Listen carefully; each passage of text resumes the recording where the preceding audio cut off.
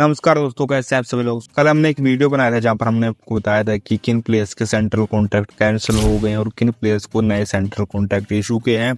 इसमें जो सबसे बड़ी बातें चल रही हैं फिलहाल के टाइम वो ईशान किशन के बारे में चल रही है, श्रेयस अय्यर के बारे में चल रही है, जहां पर इनके कॉन्ट्रैक्ट कैंसिल होने की वजह क्या है उसके बारे में बात करेंगे। उसके अलावा बात करेंगे बीसीसीआई का क्या दोगलापन चालू है, कैसे बीसीसीआई कुछ प्लेयर्स में भेदभाव करता है, जहां पर कुछ प्लेयर्स को बिना किसी परफॉर्मेंस के कॉन्ट्रैक्ट मिल जाते हैं और कुछ प्लेयर्स को बड़ी बड़ी परफॉर्मेंस के बाद भी कॉन्ट्रैक्ट इशू नहीं किए जाते। तो इसी के बारे में बात करें। उसके अलावा आपको बताएंगे कि कॉन्ट्रैक्ट लेने के लिए क्या क्राइटेरिया बीसीसीआई ने सेट किया हुआ। तो बिना किसी देरी के वीडियो शुरू करते हैं। सबसे पहले बात कर लेते हैं कि कोई प्लेयर कॉन्ट्रैक्ट कैसे ले सकता है। तो देखिए, कॉन्ट्रैक्ट लेने के लिए एक मिनिमम मैचेस की रिक्वायरमेंट होती है बीसीसीआई की तरफ से, जहां एक सर्टन टाइम में आपको उतने मैचेस खेलने पड़ते हैं। जहां पर आप टेस्ट मैच की बात करते हैं तो आपको 3 टेस्ट मैच खेलने पड़ते हैं। उसके अलावा एक ओडीआई मैचेस होते हैं जहां पर आपको 5 ओडीआई मैच और 10 टी20 मैचेस खेलने पड़ते हैं। उसके बाद ही आपको बीसीसीआई सेंट्रल कॉन्ट्रैक्ट इशू कर सकता है, या उनका मिनिमम क्राइटेरिया ये है। इसलिए आपने जब सेंट्रल कॉन्ट्रैक्ट देखा होगा तो उसमें आपको सरफराज खान का नाम दिखाई नहीं दिया होगा, या उसके अलावा ध्रुव जुरैल का नाम दिखाई नहीं दिया, क्योंकि अभी तक उन्होंने सिर्फ 2 ही टेस्ट मैच खेले। अगर वो तीसरा धर्मशाला में टेस्ट मैच खेल लेते हैं तो वहां पर उनको ऑटोमेटिकली सेंट्रल कॉन्ट्रैक्ट इशू कर दिया जाएगा, और किस कैटेगरी में आएगा वो बीसीसीआई पर डिपेंड करता है। उसके अलावा बात कर लेते हैं हम श्रेयस अय्यर और ईशान किशन के बारे में। देखिए, ये दोनों सबसे ज्यादा इस बार गर्म मुद्दा है, जहां पर इन दोनों के कॉन्ट्रैक्ट को कैंसिल किया गया है। सबसे पहले बात कर लेते हैं हम श्रेयस अय्यर के बारे में। देखिए, श्रेयस अय्यर एक बहुत बढ़िया परफॉर्मेंस खिलाड़ी है, जिसने काफी लंबे समय तक काफी हार्ड वर्क करा है। वो अभी 2023 के वर्ल्ड कप से पहले इंजरी से जूझ रहे थे, जहां पर 2023 का आईपीएल उन्होंने इंजरी के चलते मिस किया। उसके बाद वो ऑस्ट्रेलिया सीरीज में वापस आते हैं, काफी अच्छी वापसी करते हैं, वहां पर अच्छे स्कोर करते हैं, ऑस्ट्रेलिया के खिलाफ 100 लगाते हैं। उसके अलावा वर्ल्ड कप की परफॉर्मेंस की बात करें तो श्रेयस अय्यर ने काफी बढ़िया परफॉर्मेंस दी थी। 530 के राउंड उन्होंने रन बनाए थे, 60+ की एवरेज थी, और एक बहुत बढ़िया स्कोर होता है किसी भी प्लेयर के लिए वर्ल्ड कप जैसे टूर्नामेंट में। उसके बाद वो टेस्ट सीरीज भी खेल रहे थे, जहां पर पहले 2 मैचों में उनको मौका मिला और वहां पर उनका बल्ला चल नहीं रहा था। हालांकि टेस्ट में उनकी इतनी कोई बड़ी परफॉर्मेंस नहीं थी, जिसके चलते उन्होंने टीम से रेस्ट लिया या टीम ने उनको निकाला, अभी तक कोई बात क्लैरिफाई नहीं हुई है। और बताया कि बैक स्पैज्म के चलते उन्होंने टेस्ट से अपना नाम वापस ले लिया और पिछले 3 मैचों के लिए रेस्ट कर रहे हैं। उसके बाद एक एनसीए एक रिपोर्ट जारी करता है, जिसमें वो बताते हैं कि अय्यर पूरी तरीके से फिट है, वो मैचेस खेल सकते हैं। और आप उस बीसीसीआई का रूल जानते हैं कि अगर कोई प्लेयर प्रॉपर तरीके से फिट है, वो अच्छे तरीके से वो खेल सकता है। अगर वो इंडिया की स्कोर लिस्ट में नहीं है, जहां पर इंडिया कोई टूर्नामेंट खेल रही है उसकी स्कोर लिस्ट में उसका नाम नहीं है, या उसके बाद वो पूरे तरीके से फिट है, तो उसको डोमेस्टिक खेलना पड़ेगा। अगर वो कोई भी प्लेयर डोमेस्टिक इग्नोर करता है तो उसको आगे जाके अपनी सीनियर टीम में मौका नहीं मिलेगा, बीसीसीआई उसको मौका नहीं देगा। अब ऐसा ही कुछ श्रेयस अय्यर के साथ हुआ, जहां पर उन्होंने टेस्ट सीरीज से अपना नाम वापस लिया। उसके बाद एनसीए ने उनके खिलाफ रिपोर्ट जारी कर दी, जहां पर एनसीए ने बताया कि श्रेयस अय्यर पूरे तरीके से फिट है। उसके बाद भी वो रणजी ट्रॉफी नहीं खेल रहे। हालांकि जब सेंट्रल कॉन्ट्रैक्ट आए हैं उसके पहले अय्यर ने अपने आप को रणजी ट्रॉफी के सेमीफाइनल के लिए अवेलेबल बता दिया था, लेकिन बीसीसीआई ने तब तक अपना डिसीजन बना लिया था। बीसीसीआई ने सोच लिया था कि अब इनको फटकार लगानी पड़ेगी, और इसलिए उन्होंने अय्यर को कॉन्ट्रैक्ट इशू नहीं किया। हालांकि पिछले साल तक अय्यर कैटेगरी बी में कॉन्ट्रैक्ट लेते रहे हैं। उसके बाद बात कर लेते हैं हम ईशान किशन के बारे में। ईशान किशन का भी काफी लंबा टाइम रहा है जहां पर वो बेंच पे बैठे रहे हैं, जहां पर उनको वर्ल्ड कप में भी इतना कोई बड़ा मौका नहीं मिलता। उसके बाद वो ऑस्ट्रेलिया सीरीज खेलते हैं, जहां पर पहले 2 मैचों में उनको खिलाया जाता है। वहां पर उनकी परफॉर्मेंस काफी कमाल की आती है, वो 50 भी लगाते हैं, लेकिन उसके बाद अगले 3 मैचों में उनको फिर से बेंच पे बिठा दिया जाता है और उसके बदले में जितेश शर्मा को खिलाया जाता है।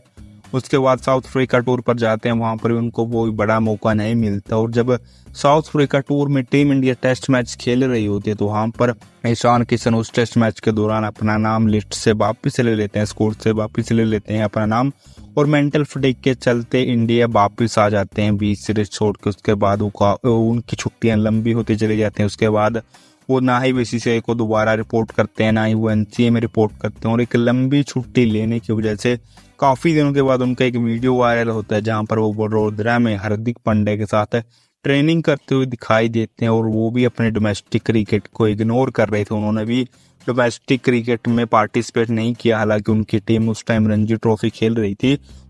और यही वजह बनी है उनके लिए भी कि उनका कॉन्ट्रैक्ट कैंसिल किया गया है, क्योंकि उन्होंने अपने डोमेस्टिक क्रिकेट को इग्नोर किया है। हालांकि पहले भी राहुल द्रविड़ ने साइंस दिए थे जहां पर उन्होंने बताया था कि जब तक आप डोमेस्टिक क्रिकेट नहीं खेलेंगे, जब तक आप डोमेस्टिक क्रिकेट में परफॉर्मेंस नहीं देंगे, आपको टीम का हिस्सा नहीं बनाया जाएगा, आपको सीनियर टीम में हिस्सा नहीं बनाया जाएगा। अब बात करते हैं हम ईशान किशन के व्यू के। देखिए, उनको काफ़ी लंबे समय से टीम इंडिया में कैरी किया जा रहा था, जहां पर आप 2023 का उनका रिकॉर्ड देखेंगे तो ऑलमोस्ट जितनी सीरीज इंडिया ने खेली हैं उन सब में उनका नाम था। लेकिन आप उनके मैचेस देखेंगे तो बहुत कम मैचेस में उन्होंने पार्टिसिपेट किया है, ज़्यादातर टाइम वो बेंच पर बैठे रहे हैं और इसी वजह से उनको थोड़ा सा मेंटल फटीग हुआ, उनको निराशा हुई अपने आप से कि वो इतना लंबा नहीं खेल पा रहे, और जिस वजह से उन्होंने अपना नाम उस सीरीज से विड्रॉ कर लिया था और टीम इंडिया को छोड़कर वापस आ चुके थे। तो इसी वजह से उनका कॉन्ट्रैक्ट कैंसिल हो गया। अब बात कर लेते हैं बीसीसीआई के दोगलापंती की। देखिए, बीसीसीआई ने बहुत बड़ी दोगलापंती वो करती रहती है और पहली बार नहीं किया, बहुत सारे लोगों के साथ उन्होंने भेदभाव किया, जहां पर बीसीसीआई के अपनी से कुछ डिसीजंस की वजह से बहुत सारे क्रिकेटर्स का करियर खत्म हुआ और बहुत सारे क्रिकेटर्स ऐसे भी हैं जो कि बिना किसी परफॉर्मेंस के बहुत लंबे समय तक खेलते रहे हैं, उनको बहुत ज़्यादा चांसेस मिलते रहे हैं। जहाँ पर हम बात कर लेते हैं हार्दिक पांड्या के बारे में। अगर आप हार्दिक पांड्या को कंपेयर करेंगे श्रेयस अय्यर से, हालांकि इनका कोई कंपैरिजन बनता नहीं है, लेकिन आप इन द मैचेस के टर्म्स में देखेंगे तो श्रेयस अय्यर ने हार्दिक पांड्या से ज़्यादा मैचेस खेले हैं। उसके अलावा हार्दिक पांड्या की बात करूँ तो हार्दिक पांड्या ने अपने करियर के डेब्यू से लेकर अभी तक 89% जो फ्रेंचाइजी मैच है वो खेले हैं। मतलब जब वो पहले मुंबई इंडियंस के लिए खेलते रहे थे, उसके बाद आप गुजरात लोबी के लिए खेलते हैं, तो आप उनके मैचेस की देखेंगे तो लगभग 90% मैचेस वो खेलते रहे हैं। उसके अलावा हम बात करते हैं जब उनके इंटरनेशनल मैचेस की टीम इंडिया के लिए, तो वहाँ पर ये आंकड़ा बहुत कम हो जाता है। जहाँ पर आप उनके ओडीआई मैचेस देखेंगे तो वो कोई 45% के अराउंड है। अगर आप उनके T20 मैचेस देखेंगे तो वो भी कुछ 45 to 49% हैं। और आप उनके टेस्ट मैचेस भी देखेंगे तो सिर्फ 17% टेस्ट मैच हार्दिक पांड्या ने खेले हैं। हालांकि अब उन्होंने लॉन्ग फॉर्मेट बिल्कुल छोड़ दिया है और डोमेस्टिक भी वो बिल्कुल कभी खेलते नहीं है, वो सिर्फ शॉर्ट फॉर्मेट में आपको दिखाई देते हैं, जहाँ पर जिसमें से भी वो आधे से ज़्यादा इंडिया के मैच स्किप कर देते हैं। लेकिन उसके बावजूद उनको ग्रेड ए का सेंट्रल कॉन्ट्रैक्ट दिया जाता है। अब इसकी वजह क्या है कि वो गुजरात टाइटंस की तरफ से खेलते हैं, वो गुजरात लोबी से बिलोंग करते हैं। इसके वजह और क्या है भैया बीसीसीआई जानता है। उसके अलावा बहुत सारे प्लेयर्स ऐसे में जिनको लगातार कंटिन्यूस टीम में मौके मिलते रहते हैं, उनकी कोई परफॉर्मेंस के बिना भी उनको टीम में लिया जाता है और बीसीसीआई ने पहली बार नहीं किया। अगर आप श्रेयस अय्यर, ईशान किशन को टीम में से निकाल रहे हो डोमेस्टिक की परफॉर्मेंस की वजह से कि उन्होंने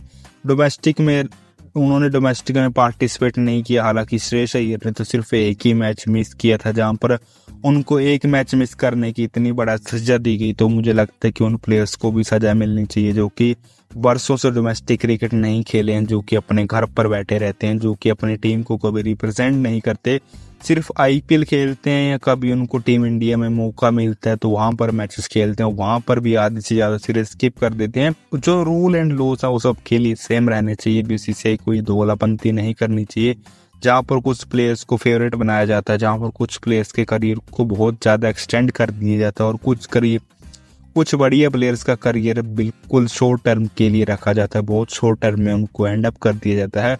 बाकी आपका इसके बारे में क्या ओपिनियन है आप हमें कमेंट सेक्शन में बता सकते हैं। मिलते हैं आपको ऐसे इंटरेस्टिंग वीडियो के साथ। जय हिंद।